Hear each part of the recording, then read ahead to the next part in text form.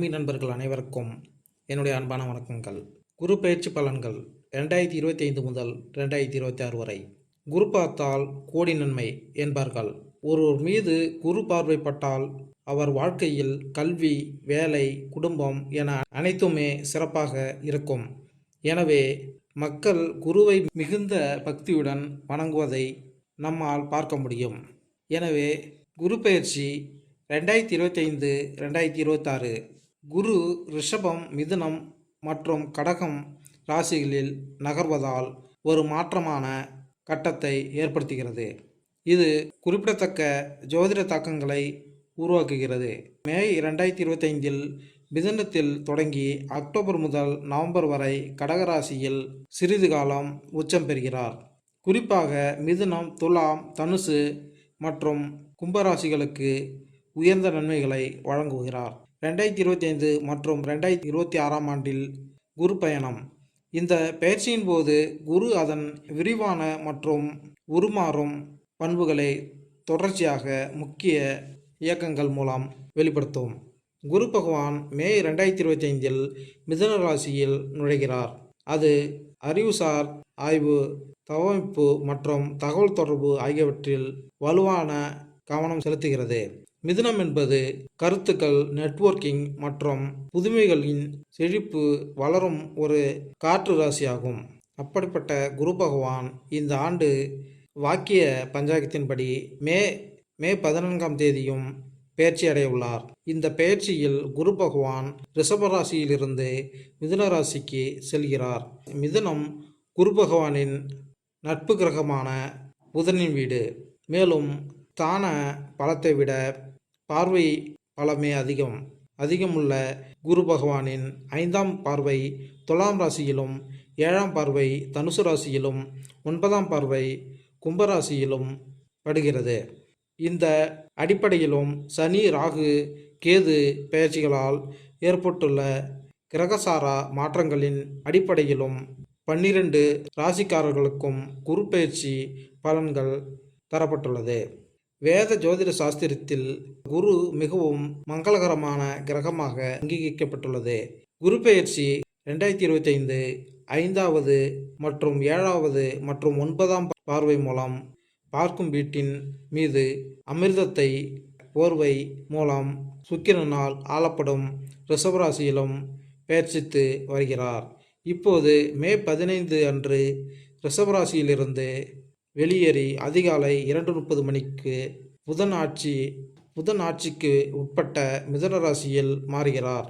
ஒரு ராசியில் சுமார் 13 மாதங்கள் பெயர்ச்சிப்பதால் சனி அடுத்தபடியாக மெதுவாக நகரும் கிரகம் இதுவாகும். குரு கிரகம் கடவுள்களின் குரு என்று அழைக்கப்படுகிறது. இவை இயற்கையாகவே சுப கிரகங்கள். இது தவிர தனுசு மற்றும் மிதுன ராசிகளுக்கு அதிபதியாகவும் குரு கடகத்தில் உச்சநிலையில் உள்ளது மற்றும் மகரத்தில் அதன் தாழ்வான நிலையில் கருதப்படுகிறது. குரு ஒரு நபர் வாழ்க்கையில் குழந்தைகள், மகிழ்ச்சி, வீடு, செல்வம், செழிப்பு, நல்ல திருமண வாழ்க்கை போன்ற அனைத்தையும் அடைய உதவுகிறது மற்றும் சமூகத்தில் மரியாதை அளிக்கிறது. குரு அஸ்தங்க நிலை சுபமாக கருதப்படவில்லை. இந்த நேரத்தில் அனைத்து சுப காரியங்களையும் செய்வது குரு என்பதால் தடை விதிக்கப்பட்டுள்ளது என்பது குறிப்பிடத்தக்கது. அவை அஸ்தங்களின் போது திருமணம் முதலிய சுப காரியங்கள் தடைபடுகின்றன. மிதுன ராசிக்காரர்களுக்கு குறிப்பாக செல்வாக்கு கிரகமாக மாறி அங்கிருந்து துலாம், தனுசு மற்றும் கும்பராசிகளின் மீது அமிர்தம் போன்ற பார்வையை செலுத்தும். இந்த ராசிகளின் வாழ்க்கையில் சாதகமான தாக்கத்தை ஏற்படுத்தும். மற்ற ராசிக்காரர்களின் வாழ்க்கையிலும் பல்வேறு வகையான சுப பலன்களை காணலாம். குரு பகவான் ஒரு சுப கிரகம். இது ஒரு நபரின் வாழ்க்கையில் மங்களத்தை தருகிறது. இது சமூக நம்பிக்கைகள், மதம் மற்றும் ஆன்மீகத்துடன் நம்மை இணைக்கிறது மற்றும் நமக்குள் மதத்தை அளிக்கிறது.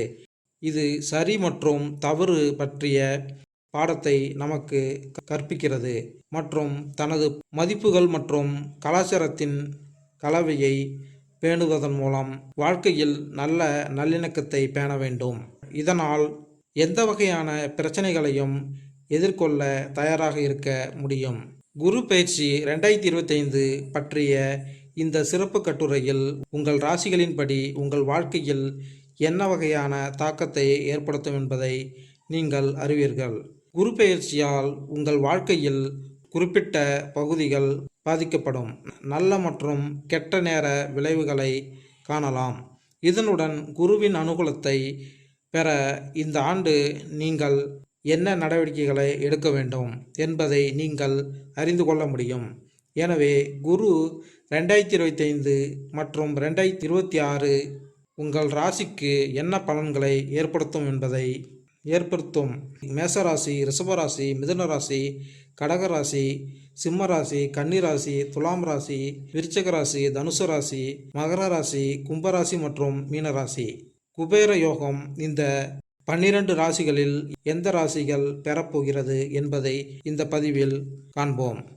தனுசு ராசி அன்பர்களே, தனுசு ராசிக்காரர்களுக்கு கடந்த முறை குரு பெயர்ச்சியால் அதிகமான நன்மைகள் எதுவும் நீங்கள் அடையவில்லை. கடன் வாங்கி தொழில் செய்வீர்கள். வீண் பிரச்சனைகள், சிறு விபத்து, தேவையில்லாத ஆடம்பர செலவுகள், பணம் பொருள் திருடு போகுதல், வருமான பற்றாக்குறை, மிகுந்த பிரயாசைக்கு பிறகு சுபகாரியங்கள் நடைபெறுதல் போன்ற பலன்களையே நீங்கள் அடைந்தீர்கள். ஆனால் இந்த முறை குரு பகவான் உங்கள் ராசிக்கு 7ஆம் இடமாகிய மிதுன ராசிக்கு செல்கிறார். எனவே உங்கள் ராசியை தனது நேர்பார்வையினால் பார்வையிட போகிறார். கோத்திராதிபதிய தோஷம் குருவுக்கு ஏற்பட்டாலும் கூட பொதுவாக குரு பகவான் ஒவ்வொரு ராசிக்கும் 7வது வீட்டில் அமர்வது மிகவும் சிறப்பாகும்.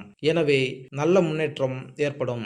குரு பகவான் உங்கள் ராசிக்கு 7ல் அமர்ந்து உங்கள் ராசியை பார்க்க போகின்றார். அதுவும் தனுசு ராசி குருவுக்கு சொந்த வீடு. குரு பார்க்க கோடி நன்மை, குரு பார்க்க 1 கோடி தோஷம் நீங்கும் என்பார்கள். ஆகவே குரு பகவான் பார்வையினால் நன்மைகளையும் நீங்கள் அடைய போகிறீர்கள். உங்கள் தொழிலில் இருந்த சிக்கல்கள் நீங்கி தொழில் புதுப்பொலிவுடன் நடைபெற துவங்கும். பிரச்சனைகள் குறைந்து விடும்.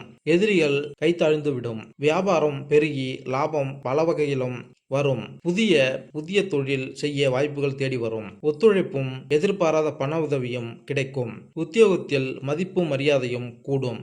நீண்ட நாட்களாக எதிர்பார்த்திருந்த ப்ரமோஷன், சம்பள உயர்வு மற்றும் விரும்பிய இடமாற்றம் உத்தரவு கிடைக்கப் பெறுவீர்கள். குடும்பத்தில் திருமணம், சடங்கு போன்ற சுபகாரியங்கள் நடைபெறும். நீங்கள் நீண்ட நாட்களாக தடைப்பட்டிருந்த திருமண வாய்ப்புகள் கைகூடி வரும். கணவன் மனைவி உறவு ஒற்றுமையாக இருக்கும். புது வீடு, மனை வாங்குதல், புதிய கட்டிடம், வாகனம் யோகம், நூதன ஆடை ஆபரண சேர்க்கை உண்டாகும். தெய்வ வழிபாடு, நேர்த்தி கடன் செலுத்துதல் போன்றவை நல்ல முறையில் நடைபெறும். நோய் குணமாகும். பழைய பாக்கிகள் வசூலாகும். பூர்வீக சொத்தில் வில்லங்கம் நீங்கும். கோர்ட்டு கேஸ் பிரச்சனைகள் சாதகமாக முடியும். காதலர்கள் வெற்றி பெறுவீர்கள். குடும்பத்தில் ஒற்றுமையும் சந்தோஷமும் நிலவும். மிகவும் நல்ல பலன்களை உங்களுக்கு இந்த குரு பெயர்ச்சி ஏற்படுத்த போகிறது. குரு வக்ரகதியில் கடகத்தில் இருக்கும் 72 நாட்கள் சிறிது கவனமாக நடந்து கொள்ளுங்கள். வியாபாரிகள் பழைய தொழில் அபிவிருத்தியாகும். புதிய தொழில் செய்ய வாய்ப்பு கிடைக்கும். நல்ல நண்பர்கள் முதலுடன் வந்து சேர்வார்கள். புதிய மிஷின் வாங்கவோ, புது கட்டிடம் கட்டி தொழிலை இடமாற்றம் செய்யவோ வாய்ப்புகள் வரும். பழைய பாக்கிகள் வசூலாகும். பணம் நாலா பக்கம் இருந்தும் வரும். வேலைக்காரர் முதலாளி உறவு நல்ல முறையில் இருக்கும். அரசாங்க தொந்தரவு நீங்கும். வெளியூர் பிரயாணங்களும் வெளியூர் ஆர்டர்களும் வரும்.